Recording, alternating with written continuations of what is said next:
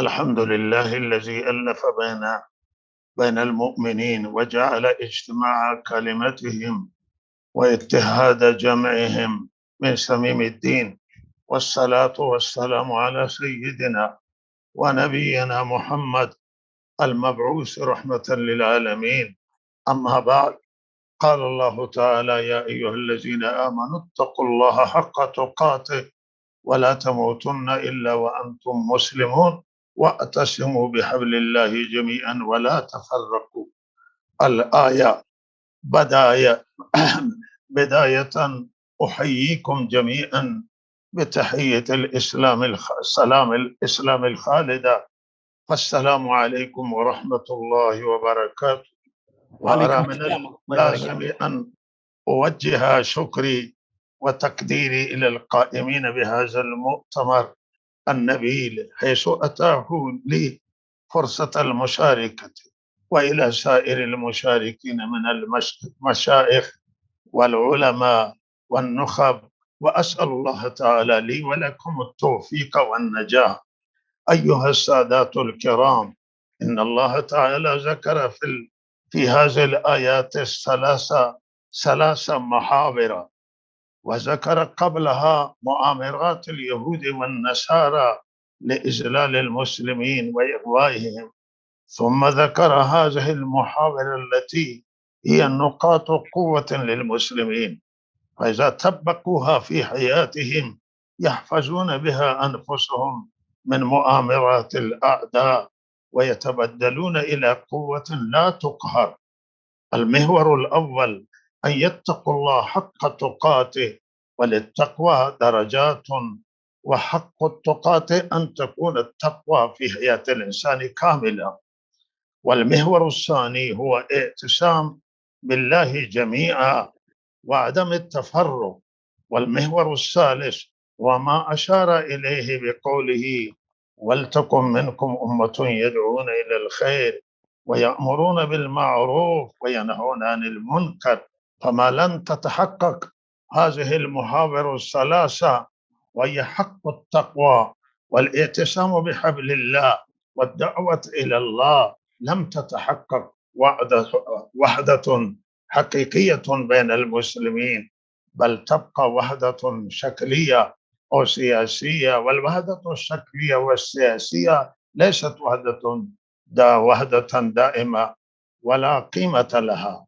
إذا قمنا بدراسة علل مأساة المسلمين في فلسطين نصل إلى هذه الآية، حيث يقول تعالى مخاطبا بني إسرائيل: لتفسدن في الأرض مرتين ولتعلن علوا كبيرا.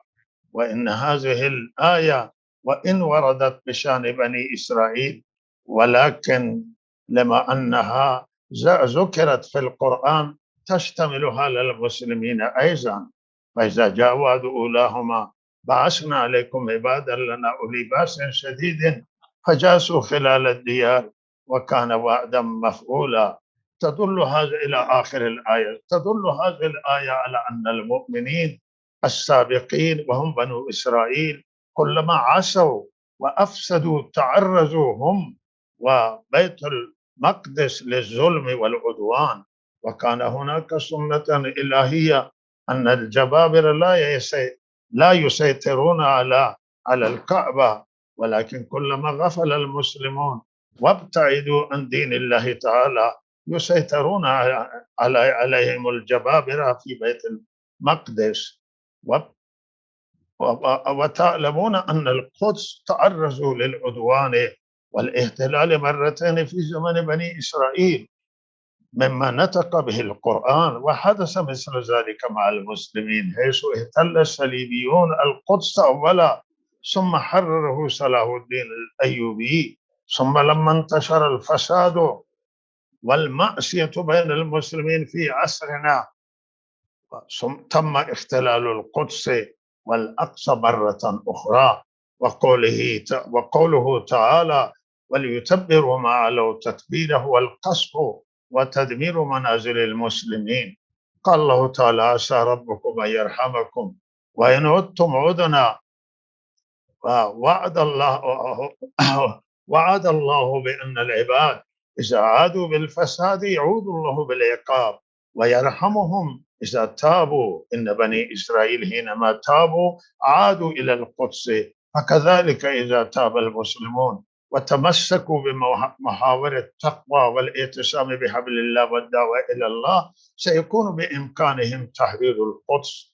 وإن نصر الله مع المسلمين الذين يطيعون أوامر الله، ولينصرن الله من ينصر ولينصرن الله من ينصر. أما الذين يرتكبون المعاصي ويتركون الفرائض والواجبات ويزيعون حقوق الله وحقوق عباده ويأتون بالمنكرات فلا يستطيعون تحرير القدس والأقصى. إن رسالة القرآن ونداء بيت المقدس أن يتوب المسلمون، خاصة الشعب الفلسطيني المجاهد، ويرجع إلى الله ويعمل بأحكام الإسلام، وخاصة في مجال إقامة الصلاة وإيتاء الزكاة. على العلماء والنخب أن يوجهوا دعوة عامة للمسلمين للعودة إلى الدين، كما دعا رسول الله صلى الله عليه وسلم الصحابة في أحد حين انهزموا بقوله إلي عباد الله، إلي عباد الله، إلي عباد الله. ينبغي أن يوجه العلماء الدعوة نفسها للمسلمين ويدعوهم إلى الدين. فعلينا أن نقوم بهذا الأمر الهام. على العلماء أن يوقظوا الأمة وينشروا الوعي الإسلامي ويحيي هذه المحاور المهمة في حياتهم التي هي في الحقيقة أصول للنجاة والبقاء. فحينئذ سوف ينصرهم الله. إن تنصروا الله ينصركم ويثبت أقدامكم، وتكون لديهم الغيرة الإيمانية لتحرير القدس والأقصى بإذن الله تعالى. وأرجو أن يصل هذا الجهد المبارك إلى هذا المنشور. أسأل الله تعالى أن يجمع كلمة المسلمين ويعيد إليهم مجدهم وعزهم. وأقول قولي هذا وآخر دعوانا الحمد لله رب العالمين.